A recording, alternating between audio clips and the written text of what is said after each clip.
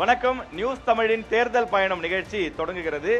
தேர்தல் பயணம் நிகழ்ச்சியிலே இது பொலிட்டிக்கல் மாஸ் செக்மெண்ட்.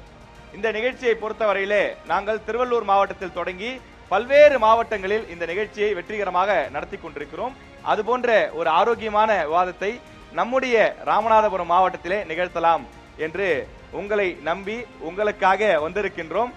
தேர்தல் பயணம், தேர்தல் பயணம், தேர்தல் பயணம்.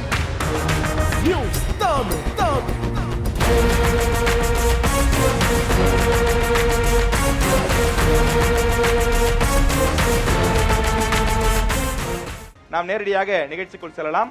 திமுகவிலிருந்து இந்த நிகழ்ச்சியிலே பங்கேற்பதற்காக வந்திருக்கக்கூடிய ராமநாதபுரம் மாவட்டத்தை சேர்ந்த ஐடி விங் அமைப்பு துணை அமைப்பாளராக இருக்கக்கூடிய திரு அக்பர் அவரை அன்புடன் வரவேற்கின்றோம். அதே போல அதிமுகவிலிருந்து முன்னாள் சட்டமன்ற உறுப்பினர் திரு சதன் பிரபாகர் அவர்கள் வந்திருக்கின்றார். அவரையும் அன்புடன் வரவேற்கின்றோம். திமுக அதிமுகவை தொடர்ந்து நாம் தமிழர் கட்சியிலிருந்து முதுகலத்தூர் சட்டமன்ற தொகுதியினுடைய வேட்பாளராக அறிவிக்கப்பட்டிருக்கக்கூடிய டாக்டர் சந்திரபிரபா அவர்கள் வந்திருக்கின்றார். அவரையும் அன்புடன் வரவேற்கின்றோம். மூவரையும் வரவேற்று இந்த நிகழ்ச்சிக்குள் நாம் செல்லலாம். இந்த ராமநாதபுரம் மாவட்டம் இப்போது ஒரு வளர்ந்த மாவட்டமாக மாறி இருக்கிறதா அல்லது இன்னும் பின்தங்கிய மாவட்டமாகத்தான் இருக்கிறதா? திமுக ஆட்சியிலே நீங்கள் கொண்டு வந்த திட்டங்கள் என்ன? நீங்கள் ஆரம்பிக்கலாம். நமது ராமநாதபுரம் மாவட்டம் அப்படிங்கிறது ஒரு நீண்ட கடற்கரையை கொண்ட ஒரு மாவட்டம். அதனால நான் என்னுடைய உரையை ஆரம்பிக்கும் போது கடல் சார்ந்த அந்த பகுதிகளுக்கு திமுக என்ன செஞ்சிருக்கு அப்படிங்கிறத சொல்லி நான் ஆரம்பம் செய்கிறேன். அதாவது மீனவர்களுடைய இதயம் அப்படின்னு சொல்றது படகு இந்த போட்டு தான் மீனவர்களுடைய இதயம். அந்த இதயத்தை காக்கக்கூடியது தூண்டில் வளைவு அப்படிங்கிறது.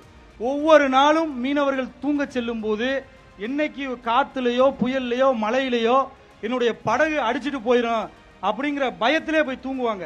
அப்ப அவங்களுடைய நீண்ட கால கோரிக்கை அப்படிங்கிறது தூண்டில் வளைவு வேணும் அப்படிங்கிறது தான் அவங்களுடைய நீண்ட கால ஒரு கோரிக்கை.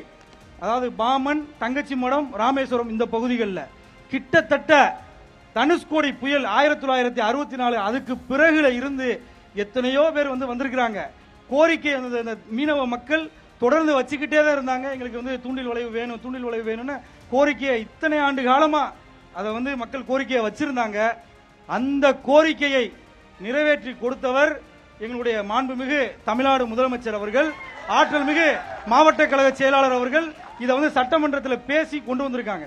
அதுக்கு மாதிரி கல்வியை பொறுத்த வரைக்கும் கல்விக்கு திமுக ஆட்சியில என்ன கொண்டு வந்திருக்கோம் அப்படிங்கிறதுக்கு 2.75 கோடி ரூபா சரியா. அதுல அறிவுசார் நூலகம் கொண்டு வந்திருக்கோம். ராம்நாட்டிலையும் அறிவுசார் நூலகம் கொண்டு வந்திருக்கோம். 1.6 கோடி ரூபாயில நகராட்சி மேல்நிலை பள்ளிக்கு, ராமநாதபுரம் நகராட்சி மேல்நிலை பள்ளிக்கு கூடுதல் வகுப்பறை கொண்டு வந்திருக்கோம்.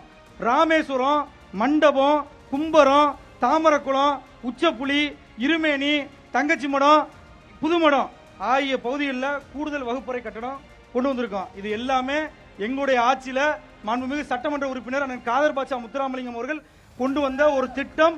இது எல்லாமே நான் கிட்டத்தட்ட ராமநாதபுரம் தொகுதிக்கு மட்டும்தான் சொல்லியிருக்கேன். அதிமுக ஆட்சி காலத்துல இங்க இருக்கக்கூடிய 4 சட்டமன்ற தொகுதிகள் இருக்கு. 4 சட்டமன்ற தொகுதிகளுக்கும் சேர்த்து நீங்க பேசலாம். என்னென்ன திட்டங்களை அதிமுக ஆட்சியை கொண்டு வந்தீங்க? நீங்க தொடரலாம்.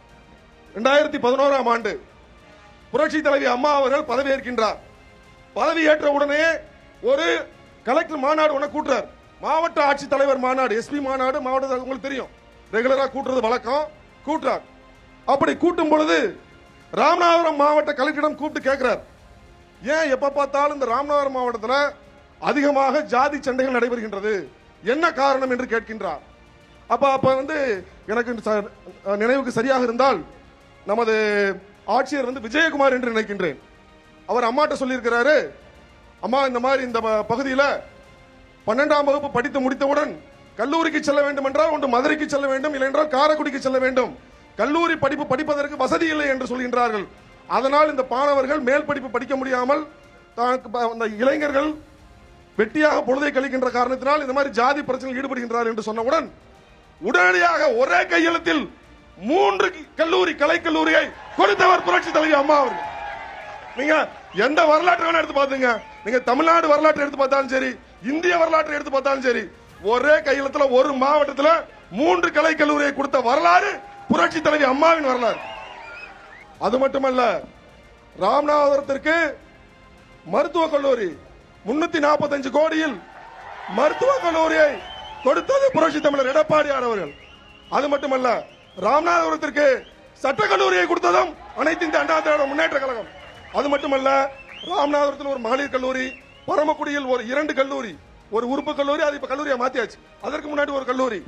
அதற்கு மட்டுமல்ல, ராமேஸ்வரம் குந்துகாலில் 70 கோடியில் மீன் இறங்குதலாம்.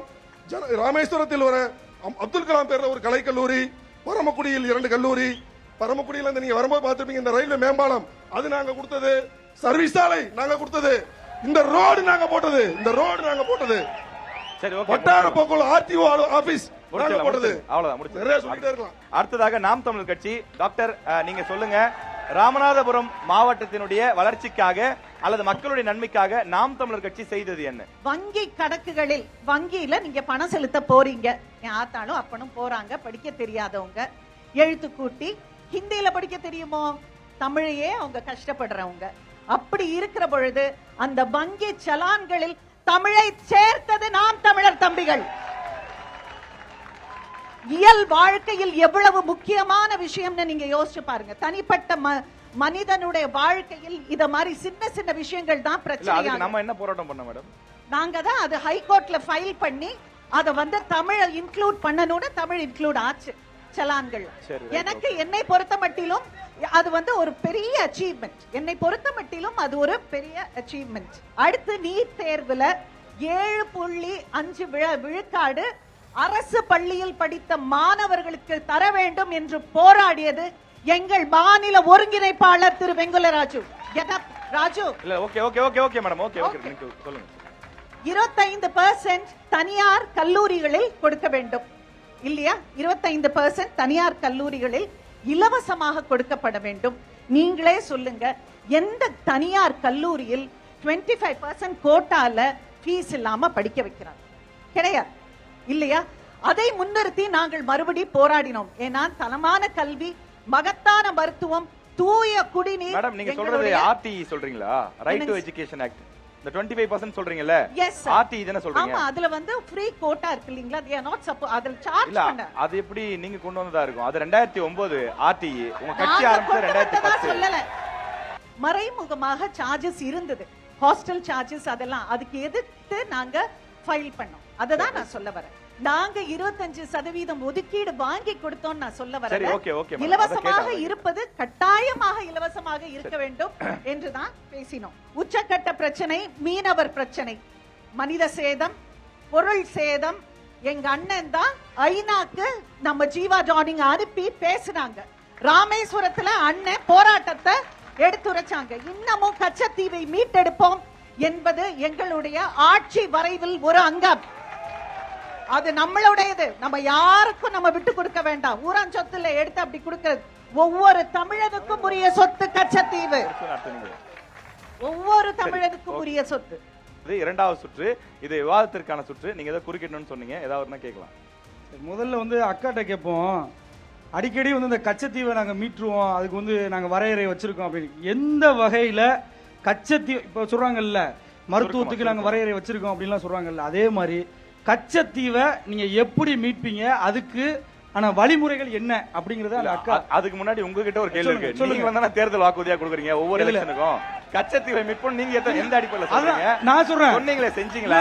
இல்ல சார், நான் என்ன சொல்றேன், கேட்பாங்கல்ல, நாங்க எங்களுடைய கொள்கையை சொல்றோம்.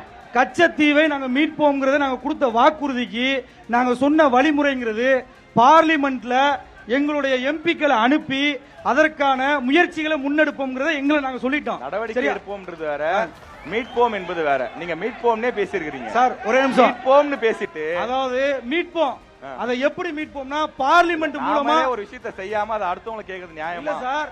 பார்லிமெண்ட்ல இருங்க, நீங்க என்ன பேசவே விடல. நான் சொல்ல வரேன், நான் சொல்ற கேளுங்க. நாங்க என்ன சொல்றோம்னா மீட்போம் அப்படிங்கறத சொல்லியிருக்கோம். இப்ப என்னன்னா, நாங்க எங்களுடைய எம்பிக்களை அனுப்பி நாங்க பார்லிமெண்ட்ல தீர்மானமா கொண்டு வந்து அதை மீட்பதற்கு என்ன வழி இருக்கோ அந்த வழிமுறையில நாங்க செய்வோம். அதற்கான தொடர் முயற்சியில இருக்கோம்.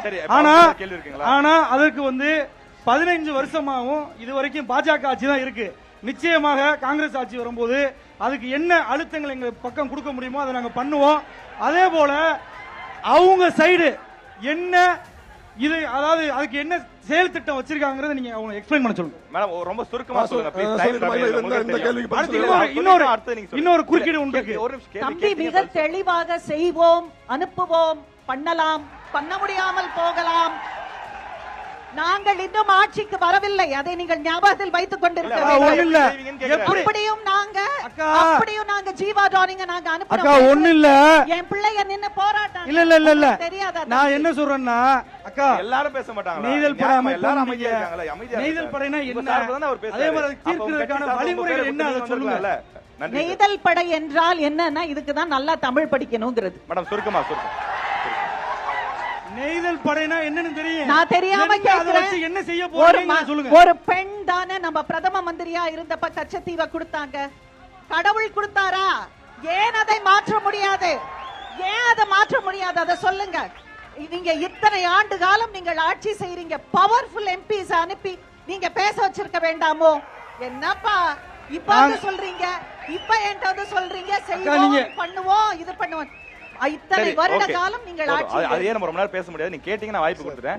நீங்க ஏதோ குறுக்கிட வந்தீங்க, சொல்லுங்க வேகமா சுருக்கமா. அதாவது கச்சத்தீவு வந்து 1970 அதுவே வேணாம், அது வேணாம், அது பேசிட்டோம். இல்ல நான் விளக்க சொல்லி ஆகணும்ல, ஏன் சார் நான் விளக்கத்தை சொல்லி ஆகணும். சரி சுருக்கமா 2008 அதற்கு வழக்கு போட்டது புரட்சி தலைவி அம்மா.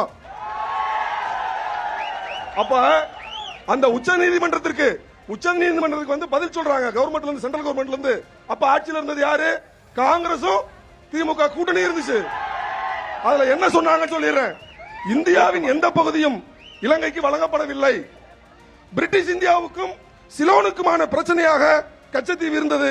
1974 1976 ஒப்பந்தங்கள் மூலமாக அது முடிவுக்கு வந்தது. பதில் சொன்னது யாரு? காங்கிரஸ் திமுக ஆட்சி. சரி ரைட் ஓகே ஒரே ஒரு சிம்பிளா சொல்லிடுறேன். புரட்சி தலைவி அம்மா ஒருவேளை அன்றைக்கு முதல் பிரதமராகவோ வந்திருந்தால், அன்னைக்கு அம்மா இருக்கும்போது எல்லா தொகுதியும் ஜெயிச்சோம், 37 தொகுதி ஜெயிச்சோம். அன்னைக்கு பிரதமர் வாய்ப்பு கிடைத்திருந்தால் இந்த கச்சத்தீவு மீட்கப்பட்டிருக்கும். ஒரே நிமிஷம், நான் ஒன்னே ஒண்ணு கேக்குறேன். அதாவது மாநில சுயாட்சி, சுயமரியாதை, இது ரெண்டு எங்க இயக்கத்துடைய ஒரு தார்மீக கொள்கை. சரியா? இப்ப ஜெயலலிதா அம்மா இருக்கும் போது, உங்க ஜெயலலிதா அம்மா புரட்சி தலைவின்னு சொல்றாங்கல்ல, இந்த அம்மா இருக்கும்போது கூட்டணி பேசும்போது எங்க பேசினாங்கன்னா போயஸ்காரன் சார், நான் சொல்லிக்கிறேன் சார்,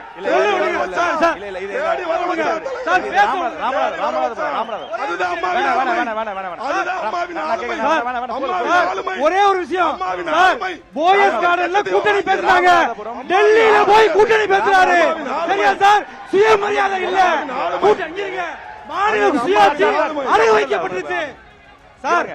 கூட்டணி டெல்லியில வச்சு முடிவாகுது சார். அது அம்மாவின் ஆளுமை தலைவர், அம்மாவின் ஆளுமை சார். நான் சொல்றேன், எடப்பாடி ஆளுமை இல்லையா? எடப்பாடி அவர்கள்ட்ட ஆளுமை இல்லையா? இது ராமநாதபுரம் மாவட்டத்தை பற்றி விவாதிப்பதற்கான களம். உங்களுடைய கட்சி கொள்கை பத்தியோ கூட்டணிகள் பத்தியோ அதை பேசுறதுக்கான இடம் இல்ல. கச்சத்தீவை பத்தி ஏன் பேச அனுமதிச்சோம்னா, கச்சத்தீவை பத்தி பேச ஏன் அனுமதிச்சோம்னா கேட்டுக்கோங்க, ராமநாதபுரம் மீனவர்கள் சம்பந்தப்பட்ட முக்கியமான பிரச்சனை, அதனால அதை பத்தி பேச அனுமதிச்சோம். இப்ப கூட்டணி எங்க பேசினாங்க, அதெல்லாம் பேசினா இன்னைக்கு முடிவு வருமா? நீங்க 1 மணி நேரம் பேசுவீங்க, அண்ணனும் 1 மணி நேரம் பேசுவாரு, மேடம் இருக்காங்க அவங்களும் 1 மணி நேரம் பேசுவாங்க.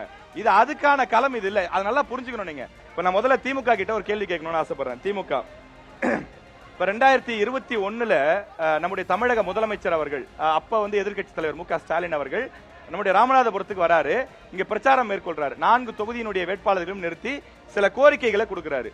அந்த கோரிக்கைகளை இப்ப நான் கொண்டு வந்திருக்கேன். அந்த கோரிக்கைகளை ஒரு சிலதை மட்டும் நான் கேட்கிறேன், அதை செஞ்சிட்டீங்களா அப்படின்னு சொல்லுங்க.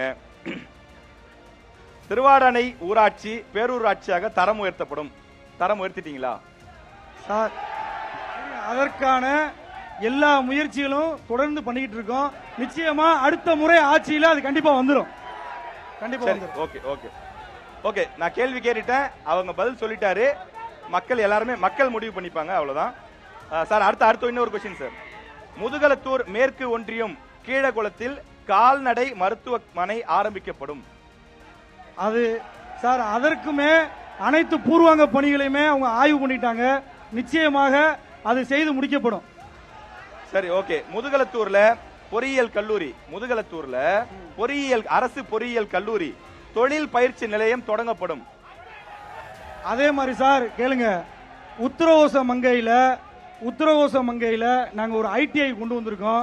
அதே போல வந்து நீங்க பாத்தீங்க முதுகலத்தூர்ல அதற்கான எல்லா பணிகளையுமே அவங்க ஆய்வு பண்ணி முடிவு வச்சுட்டாங்க. அடுத்த முறை நிச்சயமா வந்து அதை செஞ்சு முடிப்போம். இல்ல நம்ம முதலமைச்சர் ஒரே ஒரு கேள்வி இப்ப நான் என்ன சொல்றேன், இருங்க நான் கேள்வி கேக்குறேன், நீங்க பதில் சொல்லுங்க சார். முதலமைச்சர் வந்து 5 வருஷத்துல செஞ்சு தரேன்னா இவ்வளவு வாக்குறுதி கொடுத்தாரு. நான் ஒரு 3 தான் கேட்டேன், நிறைய இருக்கு. நீங்க அதை வச்சிருக்கீங்க. நான் என்ன சொல்றேன், நாங்க என்ன செஞ்சிருக்கோம், முதுகுலத்தூருக்கு என்ன செஞ்சிருக்கோங்கிற பட்டியலை நான் உங்கள்கிட்ட சொல்றேன். சொல்லிருக்கீங்க, எல்லாத்தையும் சொல்றதுக்கு நமக்கு நேரம் இல்ல. நம்முடைய பிரபாகர் அண்ணன் அவர்கள் இருக்காங்க. இப்ப சார் இப்ப என்னன்னா இந்த 5 ஆண்டுகள் திமுகவுடைய ஆட்சியில் சில திட்டங்கள்லாம் கொண்டு வரல அப்படின்னு சொல்லி நீங்களும் சொல்றீங்க, உங்களுடைய தொண்டர்கள் இருக்காங்க அவங்களும் சொல்றாங்க. ஓகேங்களா? 10 ஆண்டு காலம் 2011 இருந்து 21 வரைக்கும் நம்ம ஆட்சி தான் இருந்தது. இன்னைக்கு நீங்க தமிழ்நாட்டுல எங்க போனாலும் சரி தண்ணீர் பற்றாக்குறை அதிகமா இருக்கக்கூடிய மாவட்டம்னா ராமநாதபுரம் மாவட்டம் சொல்றாங்க. 10 ஆண்டு கால ஆட்சியில நீங்க என்ன செஞ்சீங்க? இந்த குறையை போக்குறதுக்கு தான் புரட்சி தமிழர் எடப்பாடியார் காவேரி, வைகை, குண்டாறு கூட்டி திட்டத்தை கொண்டு வந்தார் சார். கொண்டு வந்தாரா இல்லையா? கொண்டு வந்தீங்க முடிச்சீங்களா? முடிச்சமா இல்லையா? ஃபர்ஸ்ட் ஃபேஸ் முடிச்சமா இல்லையா? பேசல சார். 10 வருஷத்துல நீங்க கொண்டு வந்தீங்க சார். 3 ஃபேஸ் ராமநாதபுரம் மாவட்டத்துல தலையாய பிரச்சனை என்ன பிரச்சனை? குடிநீர் பிரச்சனை. 3 ஃபேஸ். ஃபர்ஸ்ட் ஃபேஸ்ல காவேரியில இருந்து வெள்ளாறு வரைக்கும் வெட்டப்பட்டதா இல்லையா? இரண்டாவது திமுகவும் தான் வெட்டியிருக்காங்க. இல்லையே, அவங்க செஞ்சிருக்காங்க சார். என்கிட்ட இருக்கு ரெக்கார்ட். இல்ல சார், என்கிட்ட இருக்கு. இல்ல நான் மறுக்கிறேன். இல்ல சரி, ஓகே, மக்கள் பாப்பாங்க, மக்கள் பாத்துட்டு இருக்காங்க. சார் அவங்க நிதி ஒதுக்கல சார்.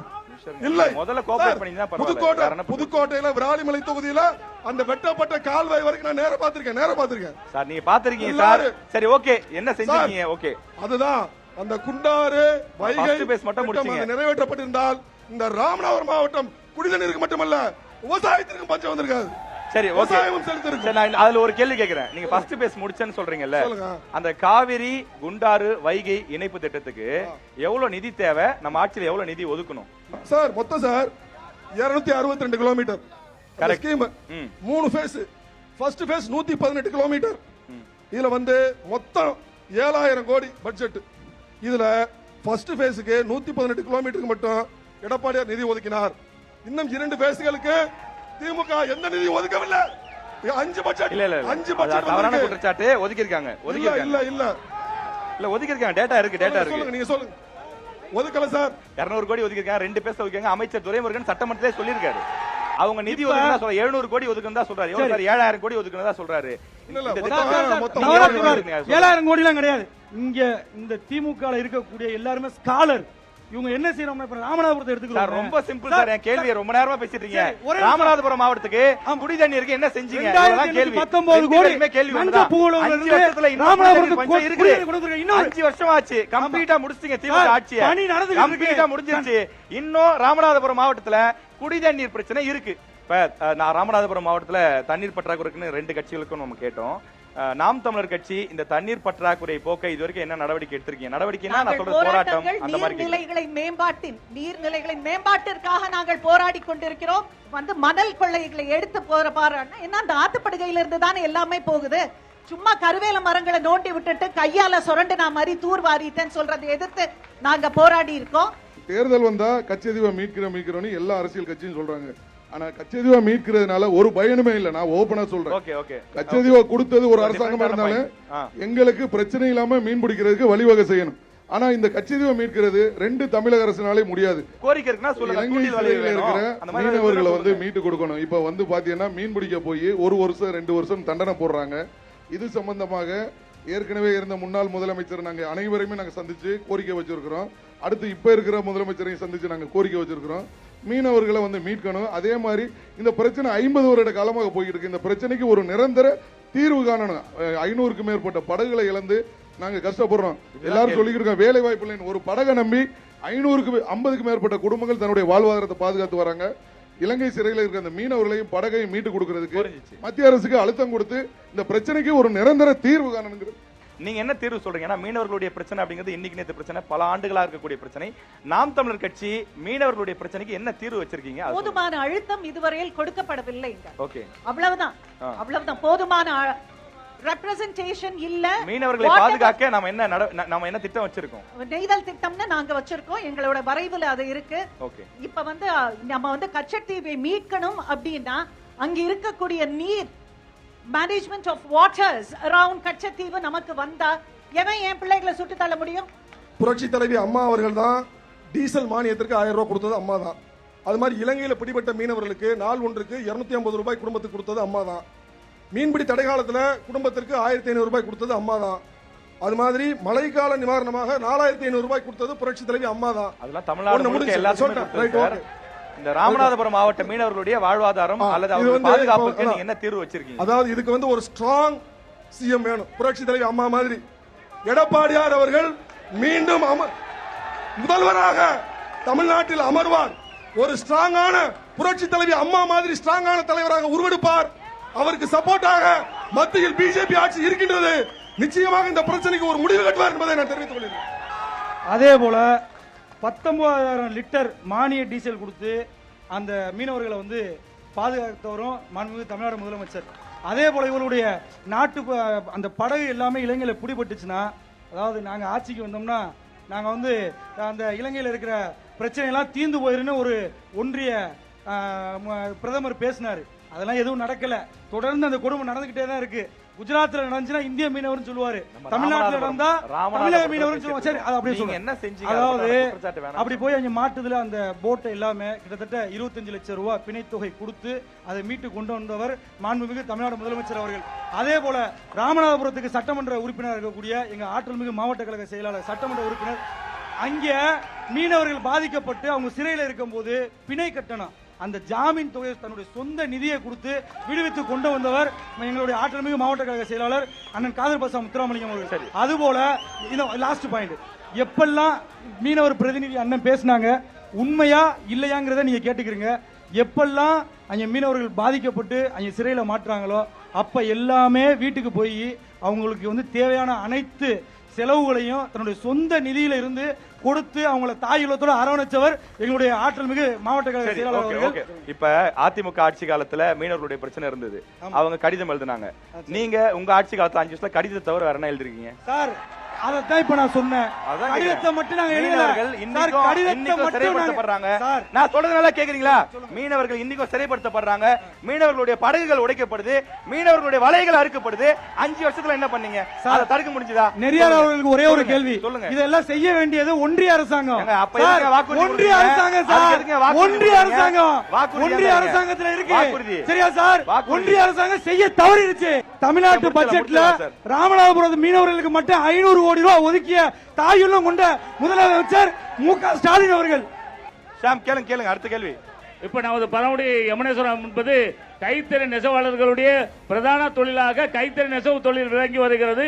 கிட்டத்தட்ட இந்த பரமக்குடி யமுனேஸ்வரத்தில் மட்டும் 30,000 கைத்தறி நெசவாளர்கள் வாழ்ந்து வருகிறார்கள். கைத்தறி நெசவு தொழிலை மட்டுமே வாழ்ந்து வருகின்றார்கள். எங்களுடைய அந்த ஜவுளிகளுக்கான அந்த ஜவுளியை விற்பனை செய்வதற்கு ஒரு விற்பனை சந்தை நமது ராமநாதபுரம் மாவட்டத்திலே அந்த ராமேஸ்வரத்திலே அனைத்து இந்தியாவில் இருக்கின்ற அனைத்து மக்கள் வருகின்ற இடத்தில் ஒரு விற்பனை சந்தையை உருவாக்க வேண்டும் என்பதே எங்களுடைய பிரதான கோரிக்கையாக இருக்கின்றது.